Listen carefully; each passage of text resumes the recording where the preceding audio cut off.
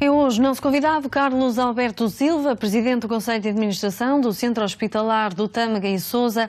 Começou esta semana no hospital a consulta de avaliação multidisciplinar para tratamento cirúrgico de obesidade, uma doença crónica que afeta mais de 15% da população portuguesa e que representa um problema de saúde pública. Muito bom dia, obrigada por estar connosco. Muito bom dia. Vamos já falar do início destas consultas para servir a população da região e não só. Para já vemos os destaques da imprensa de hoje. Quero começar por falar da situação política em Espanha. O país vai outra vez a eleições e quero sublinhar este assunto precisamente porque esta instabilidade política traz consequências para a Europa e também para a economia portuguesa. É, de facto, o mundo global em que vivemos obriga-nos hoje a estar cada vez mais atentos a estas situações. E a Espanha, por maioria de razão, pela proximidade e pela grande relação comercial e até de circulação de pessoas que existe, deve merecer da nossa parte uma atenção ainda mais relevante. E, de facto, perceber a importância que tem, no caso concreto, a situação atual portuguesa de estabilidade ao longo dos últimos anos, que aqui acaba por ficar contrastada com a realidade em Espanha. Num certo sentido, houve, ao longo das últimas semanas, a ideia de que se podia vir a conseguir uma realidade parecida com a portuguesa. Houve aqui uma série de tentativas que, de alguma maneira, podiam compaginar uma solução que não fosse exatamente igual, mas de uma coligação a funcionar, e a verdade é que ao fim de todas as tentativas acabou por fracassar e, portanto, inevitavelmente o rei teve que perceber que tinha que, pela quarta vez nos últimos anos, em poucos anos, voltar a chamar os espanhóis às urnas. Isto, de facto, é muito complicado porque tem sérias consequências para a economia, numa altura em que temos o Brexit na situação em que está, em que a instabilidade em Inglaterra também traz problemas muito sérios e a Europa, com tudo isto, acaba por sofrer consequências bastante significativas, não é? Olhamos ainda para a Europa. A Holanda é a primeira a responder ao apelo de Mário Draghi.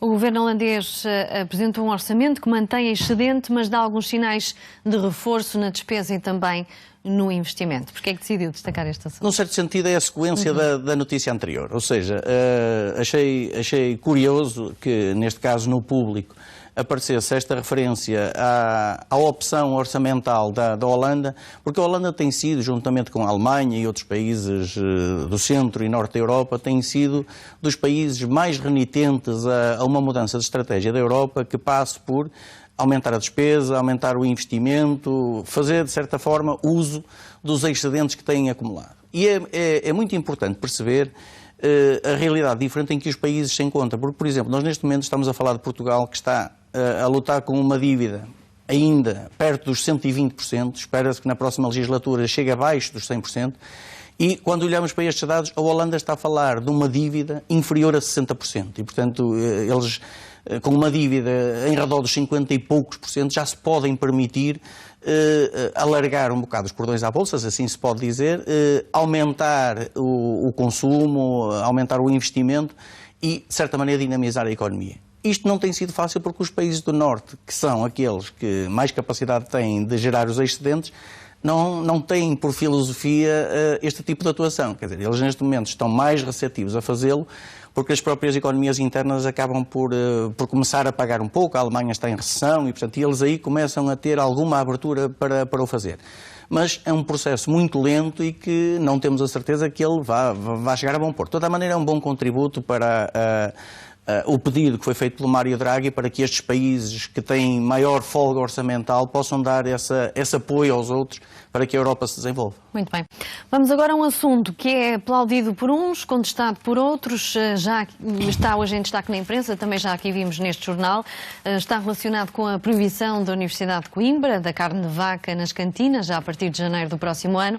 Qual é o seu entendimento relativamente a esta questão? Vamos lá ver, eu sou sempre adepto do maior consenso possível. E estas coisas de opções que são disruptivas e que, mesmo tendo em conta grandes desafios da humanidade, não são obviamente consensuais. E, portanto, aqui percebe-se o que está subjacente a esta medida, que é uma tentativa de diminuir a pegada ecológica e, no caso concreto, abolir por completo a carne de vaca nas emendas das 14 cantinas da Universidade de Coimbra, que significariam, como vocês já disseram há bocadinho, 20 toneladas por ano.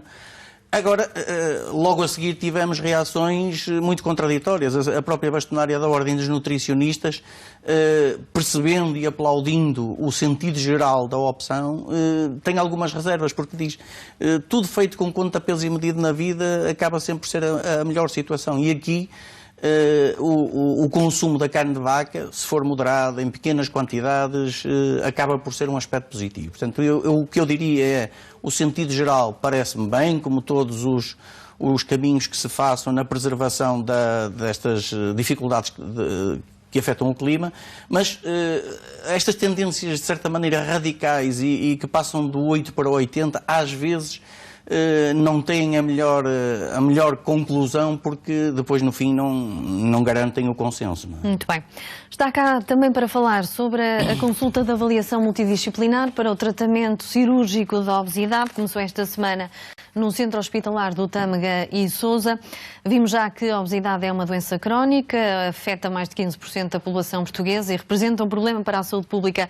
Por isso mesmo, esta consulta é muito importante para avaliar os doentes para uma posterior cirurgia, caso seja necessário. Sim, a atualidade desta situação é muito grande, porque ainda muito recentemente foi notícia a grande dimensão das listas, na lista de exatamente, espera, não é? A grande dimensão das listas e da dificuldade que existe a nível nacional para dar resposta a um problema destes.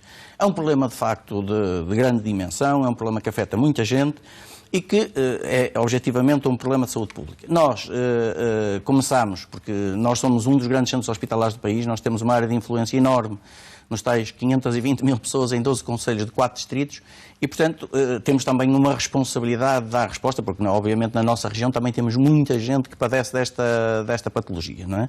Alguns dos quais, nos últimos tempos, têm sido encaminhados para o São João, que era o sítio onde normalmente éramos encaminhados.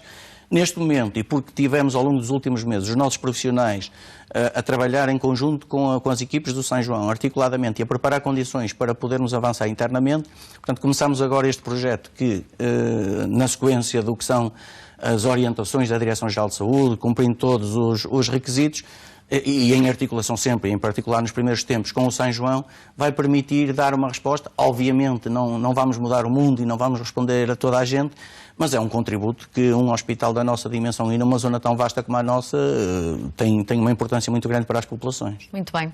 Carlos Alberto Silva, muito obrigada por ter estado connosco. Muito obrigado. Bom dia. Muito obrigado. A esta hora fechamos a emissão para a RTP Internacional. Por cá voltamos já a seguir a um curto intervalo. Até já.